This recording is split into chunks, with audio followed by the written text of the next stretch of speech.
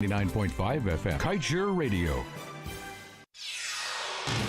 This is the news on top of the hour. Live from our studio in Georgetown. Kaieteur Radio, 99.1 FM.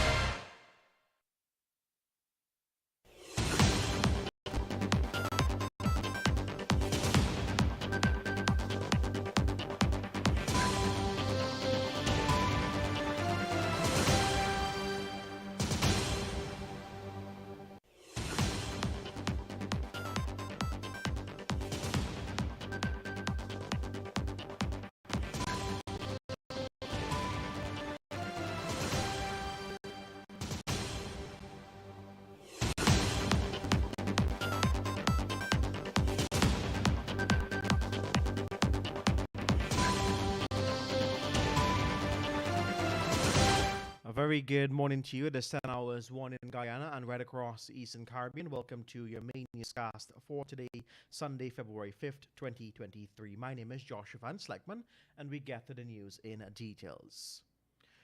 For more than 2 years, Vice President Dr. Barrett Jagdeo has condemned every voice that dared to remind him of the People's Progressive Party Civic's government's promise to renegotiate the lopsided Stabroek Block contract. He outrightly rejected the notion that the party ever made such utterances. A 2019 interview exposed the VP and committed to change the lopsided agreement. The interview in question is recorded on 94.1 FM. Jagdeo was at the time serving in the capacity as opposition leader. The vice president said, and I quote, "They sold us out to the foreigners. The oil companies, every time there is a fine there, our people should be sad because nothing comes our way. We are going to renegotiate this contract because that's not what we had in mind. When we were in the early days, you were coaxing the people, ExxonMobil and partners, to go along. They came into office and met 3 billion barrels of proven reserves, and they gave up zero royalty, no taxes, no ring fencing, no local content for these people to spend any money here." End of quote. In spite of being well aware of the foregoing, the PPP administration has maintained that the contract will be preserved as is. The full details can be read in today's Kaieteur News. In other news, SBM Offshore Guyana's Deepwater Operations Incorporated, Inc., recently issued a request for information seeking to understand the extent of in-country's capabilities for the provision of international mobility services. Guyana Deepwater, which is also the operator of Guyana's 2 oil ships, the Liza Destiny and Liza Unity floating production and storage offloading vessels, said the mobility services will be for the expatriates in every aspect of their relocations to Guyana. The document stated that bidders are expected to demonstrate a capacity to execute all services related to assisting expats and families to relocate and settle in Guyana and provide services ranging from airport pickups, recommendations for schools, housing, offer support with banking, shipping, insurance, handling of pets, along with other key areas. In terms of future developments, the SBM affiliate said operations continue to experience strong growth both offshore and onshore. It said preparations are also ongoing for the arrival of the FPSO Prosperity in 2023 and FPSO for the Yellowtail Development Project in 2025, for which the operations and maintenance contract award is subject to necessary government approvals and final work in order to be received from the client.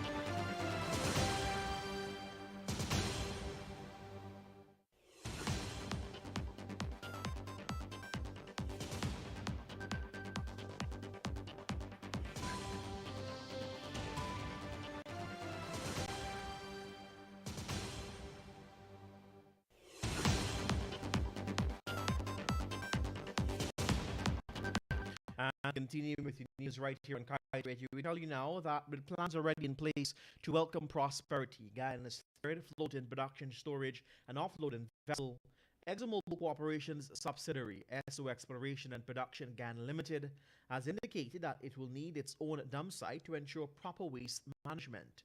Just last week, the Exxon affiliate issued a request for information seeking to understand the number of suppliers capable and interested in conducting a screening level study of industrial landfill opportunities in Guyana. The study is intended to further develop EEPGL's long-term waste management strategy.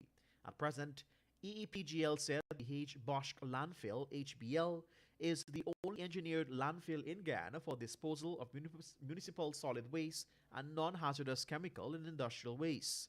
Against this backdrop, EEPGL said consideration is being given to performing a screening level identification and assessment study of potential opportunities to develop a dedicated industrial waste disposal facility in Guyana for non-biodegradable, non-hazardous waste only. EEPGL said the main purpose of such a facility would be to support the growing waste disposal needs of its offshore activities. Furthermore, EEPGL said suppliers must demonstrate that they have the expertise and capacity necessary to provide a screening level assessment of current and future landfill opportunities for EEPGL's industrial waste in Guyana. And in all the news, Vice President Dr. Bharat Jagdeo told no lies when he recently described the 2016 Stabroek Block production sharing agreement as really a bad deal. But the phrase does not begin to portray the frightening game of Russian roulette the country is playing with ExxonMobil Corporation on matters of insurance for oil spills.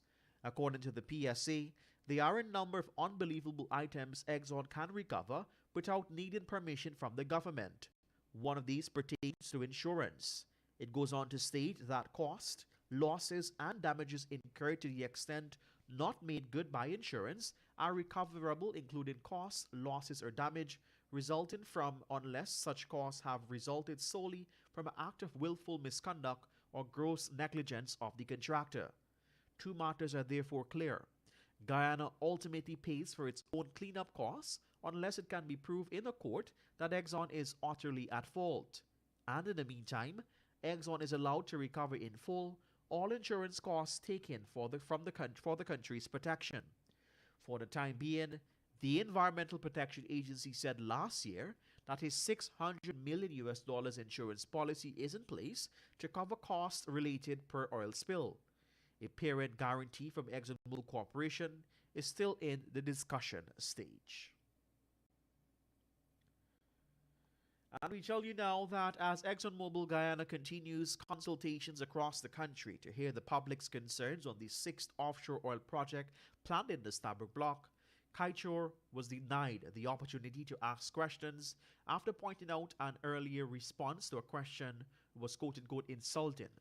On February 3 last, the oil company hosted its fifth public scoping meeting at the Lenora Technical Institute in Region 3, where an audience of mostly students attended. The gentleman, who stated his name and identified himself as an instructor at the Lenora Technical Institute, asked the Exxon representative if the operations for the sixth project are likely to impact marine life, especially fish. Jackson stated that the water depth that we have and in depths that Exxon is carrying out their operation is different. So the activities at the bottom of the ocean where the water is deep, his personal thought is that it is not going to have much impact. Jackson craftily glossed over the thousands of barrels of harmful toxic waste that is dumped overboard into the seawater every day during operations offshore. These include dumping of produced water, sewage, and other chemicals, which must be treated, but there is no way of verifying that this is to be done. A senior journalist attached to Kaieteur News signaled that she would like to ask a question. After being handed a microphone, she said that it was pertinent to make a quick comment on the response given by Jackson to the question on impacts to fish from Exxon's operations. The journalist explained that there is dumping of produced water among others that can affect marine life, but were not listed to the students in the room who may not know the impacts would not be who may not know that the impacts would not be limited to the seafloor. The moderator Alex Graham then questioned the reporter and continued with her question, but in the same breath insisted that she should respond to to what was just said. The journalist said she would proceed with her question, but Graham persisted that he must respond to the comment. Observing from the outside, a member of the audience told Graham that he should allow the reporter the opportunity to ask a question, reminding too that it was a public consultation. The journalist asked that she would be allowed to ask a question, to which Graham stated, "No, we are done for today," and ended the consultation. Get the full details in today's Kaieteur News.